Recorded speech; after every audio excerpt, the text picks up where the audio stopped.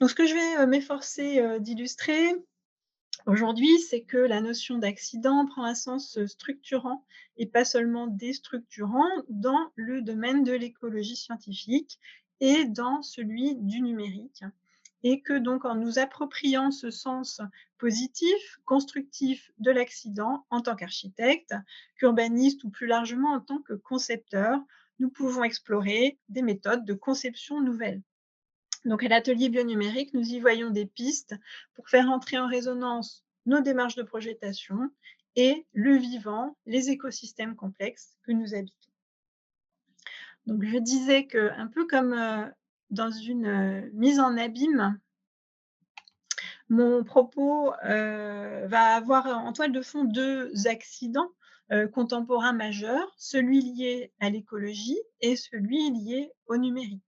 Tous 2 étant de notre point de vue, à la fois révélateur et pourvoyeur, à la fois de crise et de remède, et à la fois, chacun dans son propre domaine et de manière croisée. Donc on est, dans cette logique de pharmacone qui sera, heu évoquée, plus tard probablement. Donc dans le vivant, l'accident, c'est un moteur, c'est une condition sine qua non. Le numérique, lui, donc le numérique, c'est pour nous, le computationnel, l'algorithmie, le data mining. Donc le numérique, nous permet, quant à lui, à la fois d'accéder à cette propriété fondamentale du vivant et de l'inclure dans notre travail d'architecture, d'urbanisme et de paysage. C'est ce que, je vais évoquer, aujourd'hui. Un petit rappel, par la cybernétique, hein, qui, a montré que le vivant comme la société ont besoin d'informations au sens des sciences de l'information et de la communication, hein, bien sûr, et que, l'algorithme, c'est ce qui permet de traiter l'information. Donc c'est par lui qu'on peut articuler, cette relation entre l'information du vivant, l'information, heu, de sociétale et donc faire le lien entre, vivant et numérique. Donc je vais articuler mon propos en 2 grands moments. Quelques éléments, d'abord, constitutifs, de la notion d'accident dans le vivant.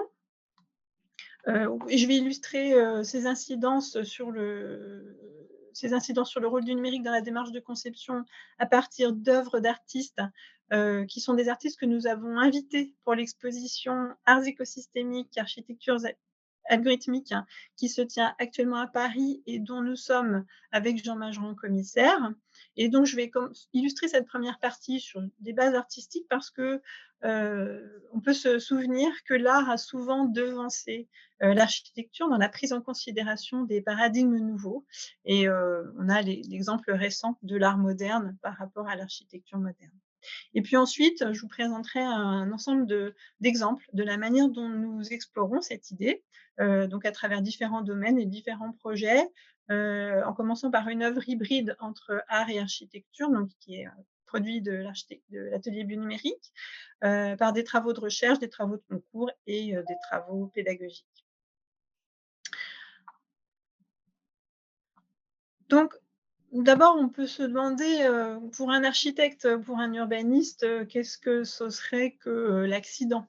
C'est l'imprévu, c'est, le premier permis de construire que reçoit la mairie quand le document d'urbanisme que vous avez élaboré entre en vigueur. Premier permis qui évidemment, n'avait pas été prévu. C'est le premier habitant qui s'installe, dans son logement, qui se l'approprie à sa manière. Mais ça peut être aussi l'inondation, ça peut être la modification des modes de vie, à la suite, par exemple, d'une pandémie qui modifie les données, démographiques d'une agglomération avec, par exemple, des étudiants qui arrivent de manière nettement moins massive que ce qui avait été prévu et donc ce qui nécessite une, stratégie de développement un peu différente. Donc l'accident, de manière, habituelle pour nous, c'est plutôt ce qui s'oppose à une décision qui a été prise, qui rend difficile ou impossible la trajectoire qui permet la réalisation d'un but défini. En revanche, dans le vivant, les objectifs sont plutôt des caps, et le chemin, lui, se trace en avançant. C'est le fameux chemin faisant, d'Edgar Morin et dans cette perspective, l'aléatoire, le bruit, la perturbation, l'accident et même la catastrophe, la bifurcation, sont d'une certaine manière nécessaires à la vie, aux écosystèmes, tels qu'ils sont abordés à partir des concepts de l'écologie scientifique. Donc pour nourrir, cette réflexion, c'est dans les théories de la complexité naturelle et artificielle que nous puisons, et dans des théories, qui s'inscrivent, aussi, largement dans la continuité de la cybernétique, hein, qui est donc ce mouvement que j'évoquais, juste avant, des années 60-70, qui a fait un lien très intéressant entre le vivant et l'artificiel, avec au centre la notion d'information. Donc d'abord, ce qui va nous intéresser dans, le vivant, c'est que l'équilibre, dans cette logique du vivant, c'est une question de processus, de dynamique. Autrement dit, une question de perturbation permanente et on a là la notion de bruit organisationnel tel que défini par Henri Atlan, c'est-à-dire le bruit étant, pour lui une perturbation aléatoire qui est déstructurante pour un organisme, pour un écosystème, pour, toute organisation vivante. Donc une perturbation qui est aléatoire et déstructurante, mais qui oblige le système à se réorganiser et pour cela à disposer de réponses diversifiées. Donc le bruit, finalement, est organisateur aussi bien au niveau de l'individu qu'au niveau de l'espèce, au niveau de l'écosystème, puisqu'il les contraint à une permanente réorganisation. Donc le bruit, finalement, l'accident, est un carburant pour la diversité et pour la négantropie.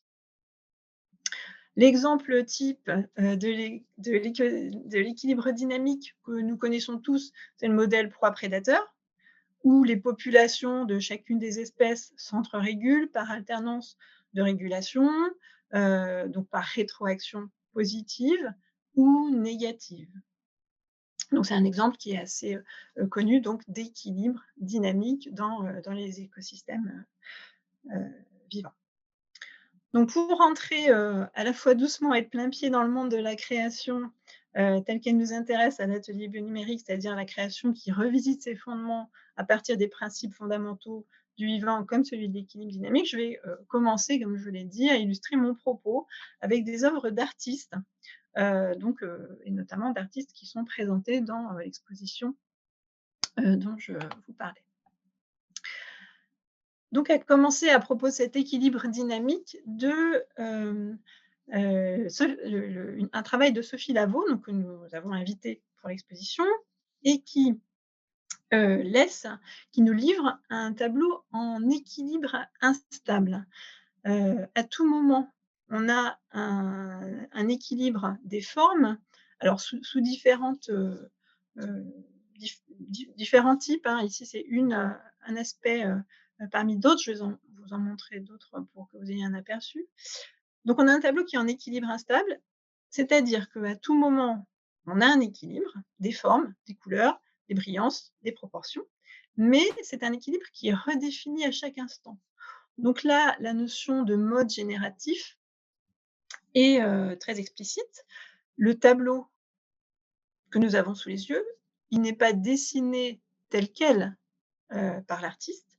En revanche, Sophie Lavaux détermine les conditions d'apparition et d'évolution de ces formes et la forme qui est visualisée, du coup, est ce qu'on appelle un résultat émergent. C'est-à-dire que c'est le fruit d'interactions qui sont gérées par des algorithmes numériques et donc le tableau est auto-organisé et donc on est dans une auto-organisation artificielle, donc qui, reprend, en plus dans le cas de Sophie Lavaux, vraiment, qui est basée explicitement sur, la logique d'auto-organisation, et de rapport proie-prédateur.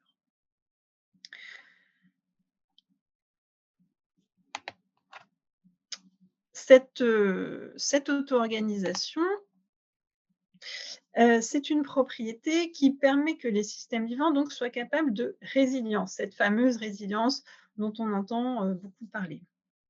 Mais au sens scientifique, cette résilience, C'est, donc la capacité d'intégrer des perturbations dans, la capacité des systèmes vivants d'intégrer des perturbations dans leur organisation, donc soit par retour ensuite à un équilibre semblable à celui qui précédait cette perturbation, cet accident, soit par réorganisation autour d'un équilibre différent, cette réorganisation massive étant ce qu'on appelle donc une bifurcation.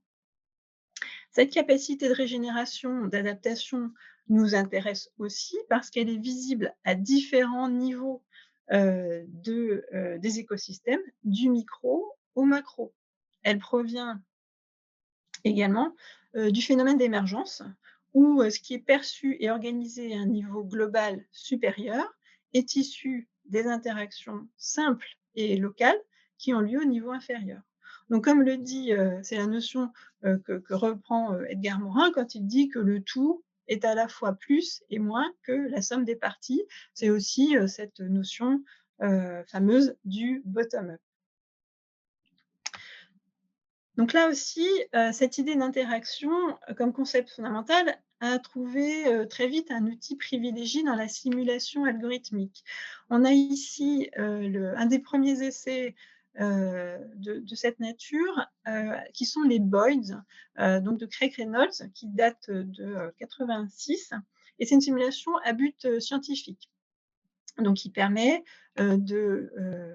simuler, de comprendre, la manière dont des organismes très simples, individuellement, arrivent à former quelque chose de très sophistiqué, très complexe au niveau global. Donc par exemple, typiquement les bancs de poissons ou, les vols d'oiseaux et là ce qui va nous intéresser, c'est que cette interaction donc qui est algorithmique, elle donne lieu, quand elle est interprétée, par exemple, par Antoine Schmitt, dont on voit l'œuvre à droite, donc on a aussi invité, hein, pour l'exposition et qui présente donc cette œuvre Pixel noir.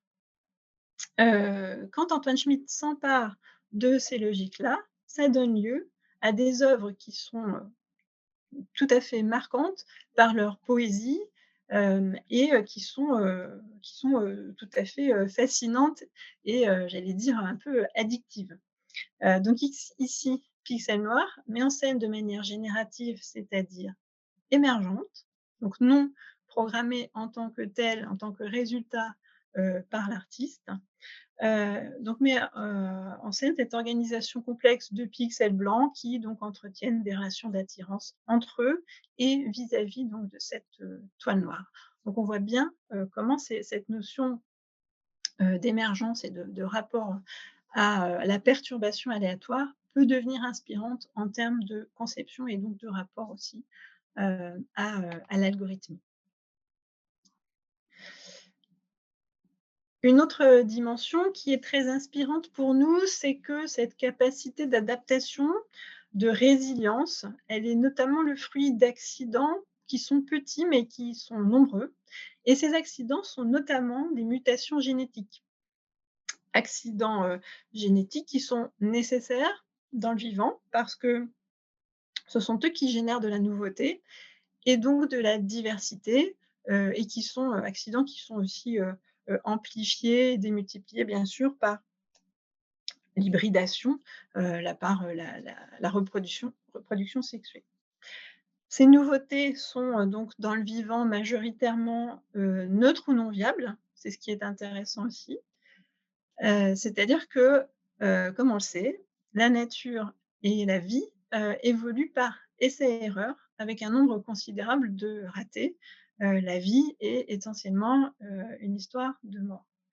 Mais ces accidents qui, de proche en proche, de génération en génération, finissent par, donner lieu à la diversité des individus au sein d'une espèce, la diversité, des espèces aussi au sein du vivant.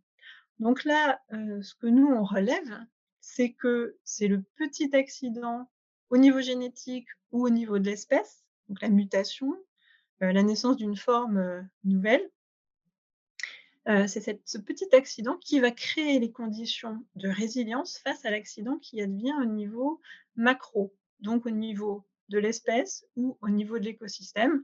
en fonction du niveau inférieur auquel on va se référer.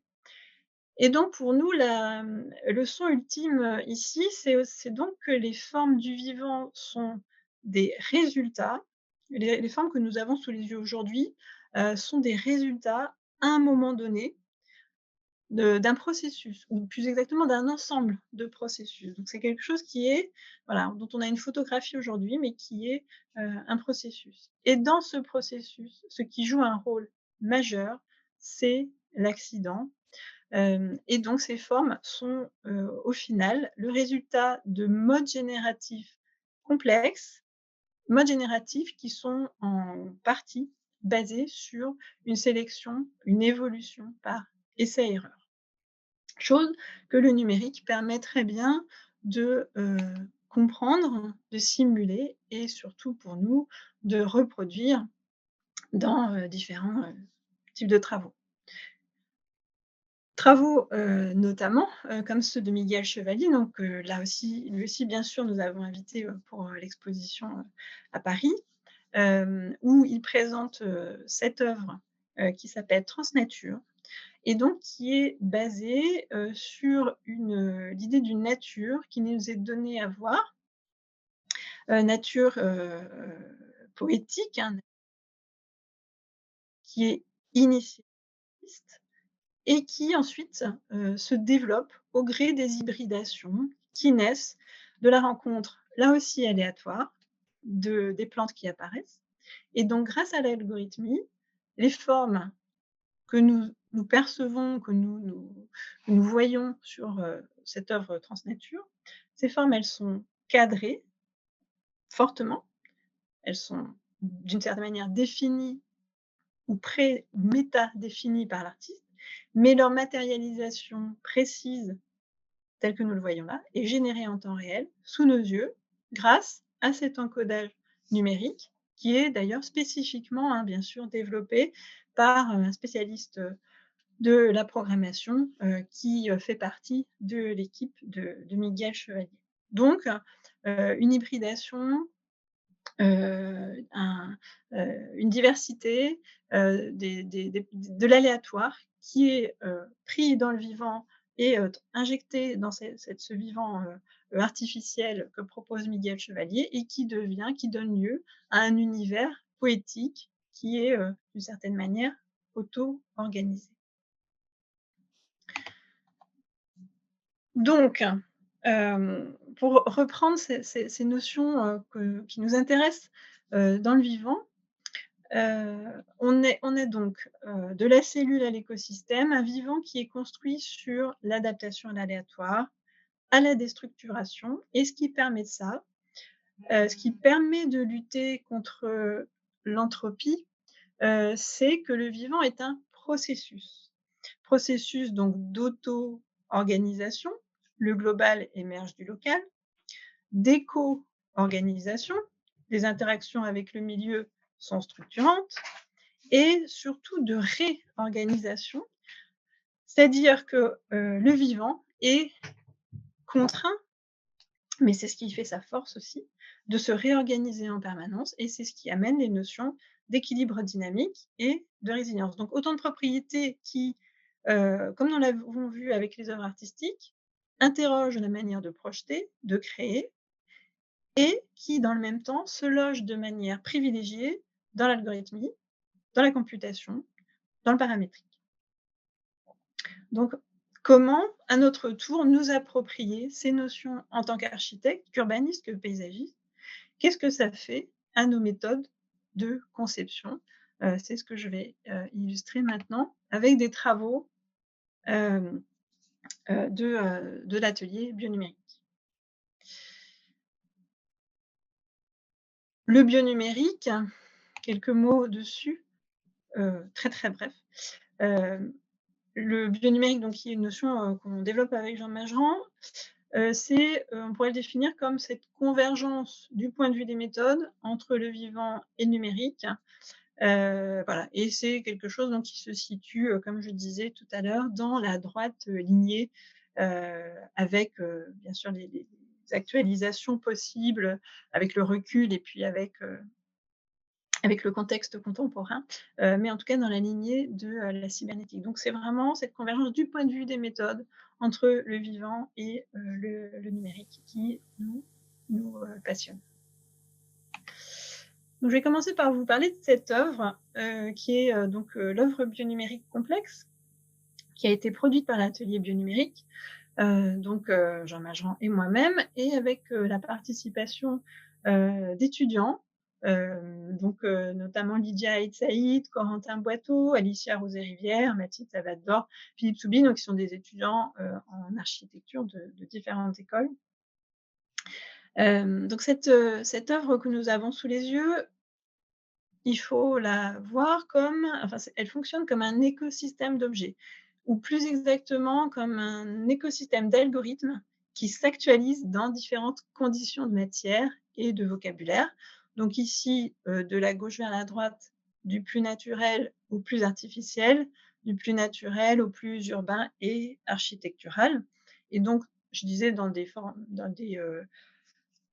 conditions de matière différentes. On a ici des formalisations matérielles ou immatérielles, du 2D ou de la 3D, de la couleur ou du noir et blanc.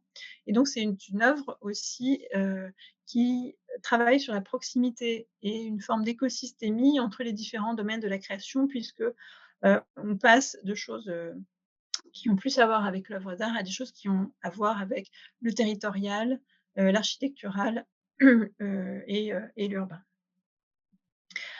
Donc l'ensemble de ce qu'on voit ici, fait écosystème dans cette œuvre, bionumérique, hein. Donc les cadres qu'on voit au fond, donc qui sont des œuvres, mères, on va dire, et puis ce qu'on voit sur le socle blanc en dessous.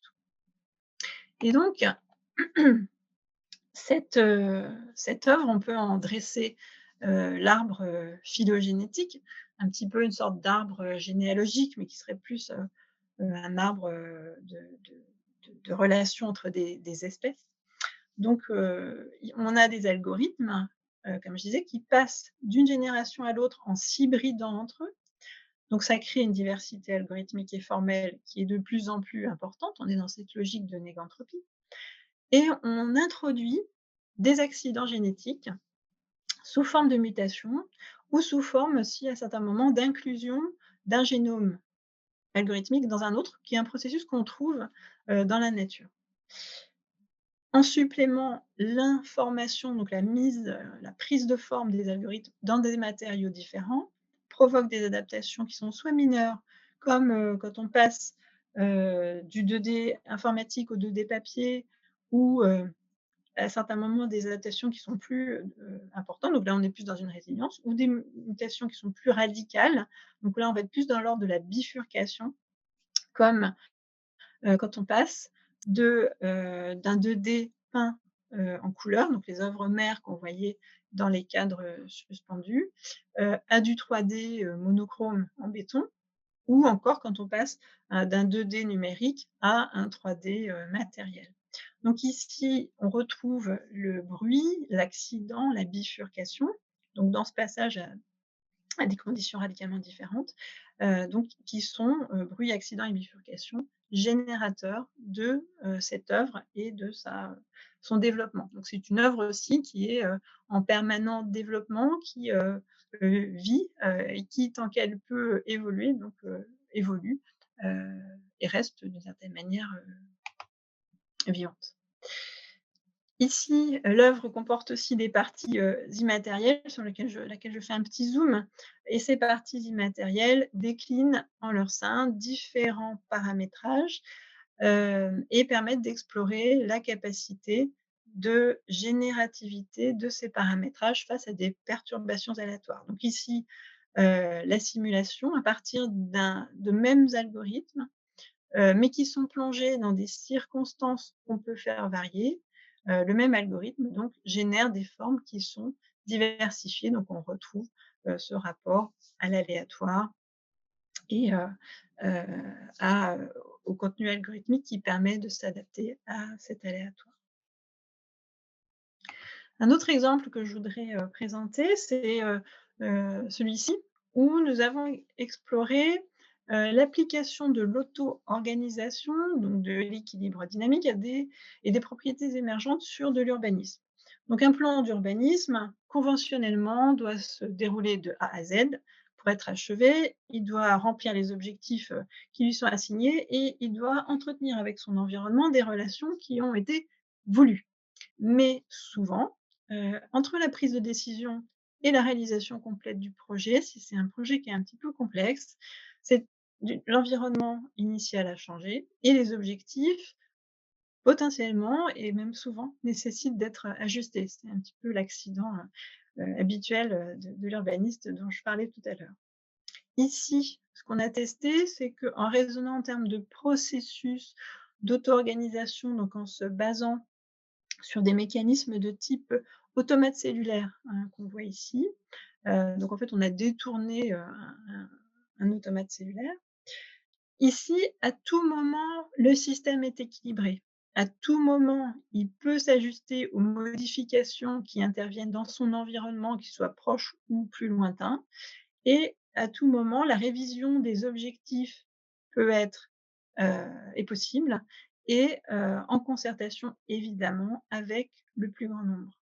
Donc cet algorithme, il est, souple, il est adaptable, il gère la répartition ici, de densité, de prémorphologie, hein, ce qu'on voit là, c'est du constructible, pas du construit. Il gère les relations entre l'espace, de parc et les espaces bâtis, donc on voit du vert là qui se fige, qui ensuite, évolue. Donc des rapports entre le bâti, et le végétal et puis, entre eux, il gère aussi, par exemple, le rapport entre les constructibilités pérennes et des constructibilités plus éphémères. Donc ça, c'est plutôt les couleurs qu'on voit, apparaître ici. Il gère aussi, comme dans la nature, ce qu'on appelle des effets de seuil, c'est-à-dire qu'un certain nombre de phénomènes sont conditionnés par le franchissement de certaines étapes et ici, en l'occurrence, entre autres, le franchissement de certains niveaux de diversité. Donc on est dans un urbanisme adaptatif, enfin qui s'adapte et qui est auto-organisé. Je voudrais vous présenter aussi, ce travail, donc là qui est plus un travail, de paysage ou de territoire, c'est, ce qu'on a appelé la macroferme permacole bionumérique. Donc qui est en fait une multitude, de fermes de tailles différentes, de parcelles généralement assez petites, et donc qui fonctionnent en écosystème avec des mutualisations, avec des hybridations et cetera. Donc c'est un projet de paysage agricole qui est généré par algorithmie.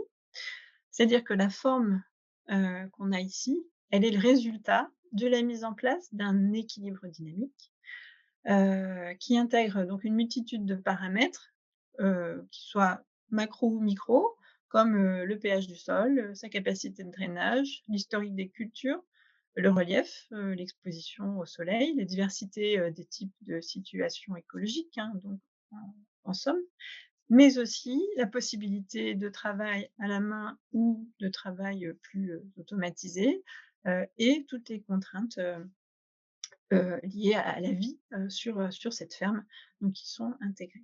Donc en fait, l'idée, derrière ça, c'est que quand on est dans ces logiques-là, par opposition à la ferme moderne en monoculture où finalement il n'y a pas d'accident, il ne doit pas y avoir d'accident, plus exactement, on est sur un territoire non accidenté à tous les sens du terme. Ici, au contraire, on prend en compte tous les accidents, heu et ce qui va nous intéresser là-dedans, c'est justement qu'ils vont créer de multiples hétérogénéités sur lesquelles on va s'appuyer et dont on va prendre acte et qu'on va même développer et intégrer dans un système global, donc à la fois, qui prend en compte le trait local et qui gère, les choses à un niveau, global.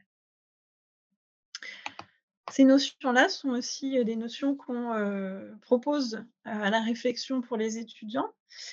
Donc ici, c'est une esquisse, dans un travail de de diplôme, le travail du diplôme de Louise Michaud, et qui se base donc très vite sur, la notion d'interaction, la notion d'auto-organisation.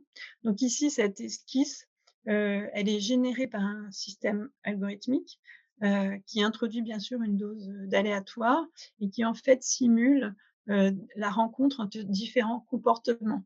Pas des rencontres entre des usagers, mais entre différents comportements et c'est vraiment ce qu'on a sous les yeux, la matérialisation d'interactions. Donc c'est vraiment là-dessus que, s'est basée l'étudiante, pour développer son travail. On peut citer de nombreux travaux, par exemple celui-ci qui est un travail de master 1, donc 4e année, d'une équipe, d'étudiantes où là, on est dans la notion de paramétrage. Donc un paramétrage qui est utilisé comme producteur de diversité et comme, outil d'intégration du principe d'évolution, des formes par essai-erreur. C'est-à-dire qu'avec le paramétrage et l'algorithmie où on peut faire varier un peu ou beaucoup, certains paramètres, certaines, variables, certains, aspects, du projet, on produit, un ensemble de formes qui est, très grand, potentiellement infini et on reproduit d'une certaine manière cette logique d'essai-erreur, qu'on trouve dans la nature. Donc on a une diversité, inattendue de formes et de logiques d'organisation qu'on peut générer et parmi lesquelles on peut aller par, sélection, évolution successive pour arriver à la forme ou du moins à l'organisation qui nous conviendra.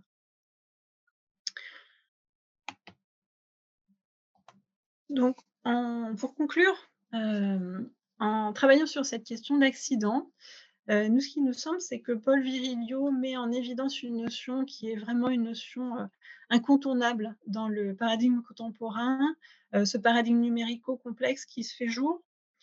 Notre hypothèse, vous l'aurez compris, c'est qu'en matière de projetation, de conception, d'invention, l'accident non seulement peut être considéré autrement que comme déstructurant, mais qu'il peut être introduit comme élément moteur de nos démarches de création, donc pour aller vers une architecture, ou un urbanisme ou un paysage complexe.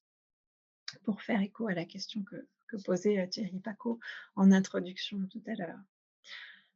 Donc pour nous, si en termes de méthode, nous voulons nous placer à un niveau de dialogue satisfaisant vis-à-vis des milieux naturels, il devient, fondamental, de notre point de vue, d'explorer la manière dont on peut penser nos territoires, nos villes et nos architectures en termes d'équilibre dynamique, d'auto-organisation, de propriété émergente, toutes ces notions, dont je viens de parler.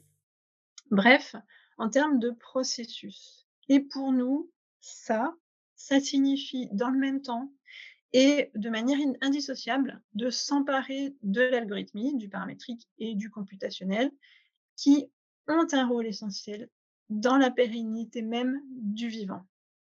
Et donc ce sont ces outils qui, pour nous, permettent d'accéder à une complexité plus proche de celle des milieux naturels et notre hypothèse, c'est finalement qu'en dehors de ces outils, la notion d'accident ne peut pas être maîtrisée. Or, l'accident est, comme on l'a vu, un élément incontournable. Ces outils, sont actuellement de puissants tous ces outils numériques sont actuellement de puissants outils de connaissance du vivant et donc en somme, l'accident et son appréhension fine par l'algorithmie sont une des pistes qui permettent de tisser des liens forts, aujourd'hui, entre science et conception. Merci de votre attention.